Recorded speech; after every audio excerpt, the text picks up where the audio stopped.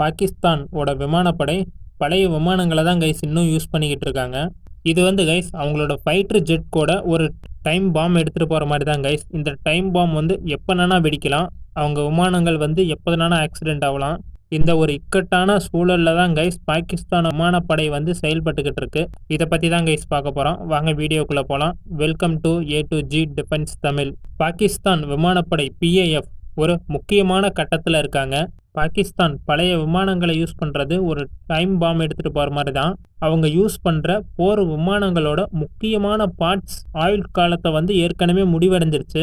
PAF ஓட முக்கியமான அசெட்ஸை வந்து வெளியேற்றணுங்கிற நிலைமையில வந்து போயிருக்காங்க.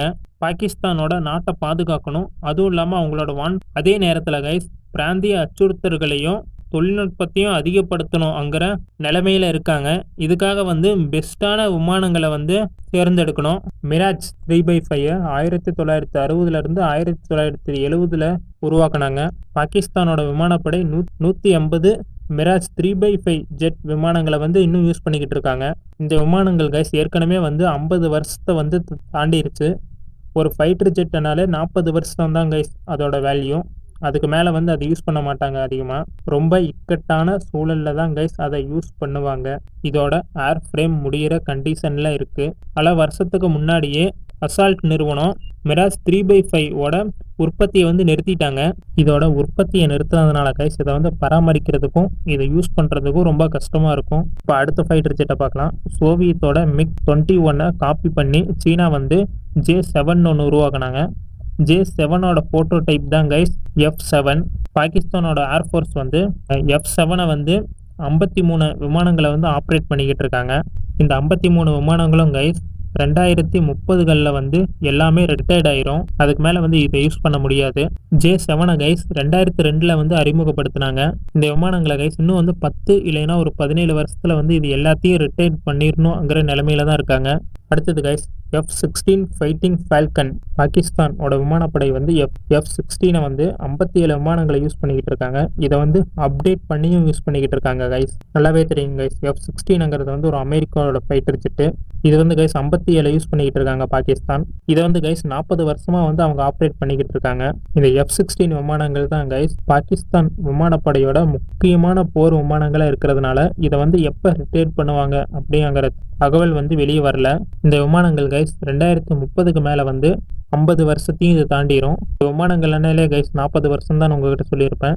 இது வந்து 50 வருஷத்தையும் தாண்டிடும்ங்கிறதுனால வந்து இதை வந்து எப்போனால ரிட்டையர்ட் பண்ணுறாங்கிற நிலைமையில தான் இருப்பாங்க. ஓகே கைஸ், இதையெல்லாம் மாற்றுறதுக்கு வந்து பாகிஸ்தான் ஒரு பிளான் வச்சுருக்காங்க. PAF சீனாவோட J-35A ஸ்டெல்த் ஃபைட்டர் ஜெட்ஸை 40ங்கிற எண்ணிக்கையில் வாங்க போகிறாங்க. அதே நேரத்தில் J-10Cயும் 26 விமானங்களை வாங்க போகிறாங்க. அதே நேரத்தில் கைஸ் JF-17 PAF வந்து கிட்டத்தட்ட 100 விமானங்களை வந்து வாங்குற ஐடியாவில் இருக்காங்க.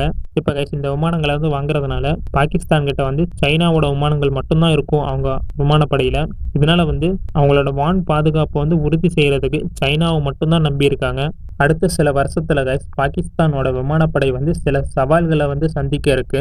2030 மேலே கைஸ் 250 போர் விமானங்களை வந்து ரிட்டையர்ட் பண்ணணுங்கிற நிலைமையில வந்து பாகிஸ்தான் விமானப்படை இருக்காங்க.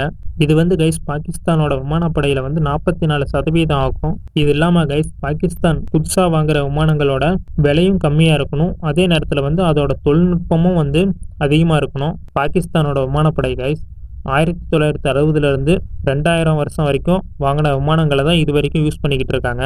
இப்போ இந்த 24 வருஷத்துல கைஸ் அவங்க எந்த ஒரு விமானங்களையும் வாங்கலை.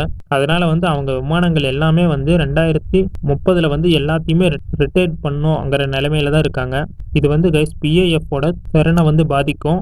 இது இல்லாமல் கைஸ் நாட்டோட பாதுகாப்பையும் இது பாதிக்கும். ஓகே கைஸ், இந்த நிலைமை வந்து இந்தியாவுக்கு வருமா அப்படிங்கிறத வந்து கமெண்ட் பண்ணுங்க கைஸ். இந்த வீடியோவை பற்றியும் கமெண்ட் பண்ணுங்கள். அடுத்த வீடியோவில் பார்க்கலாம் கைஸ். பாய், குட் நைட்.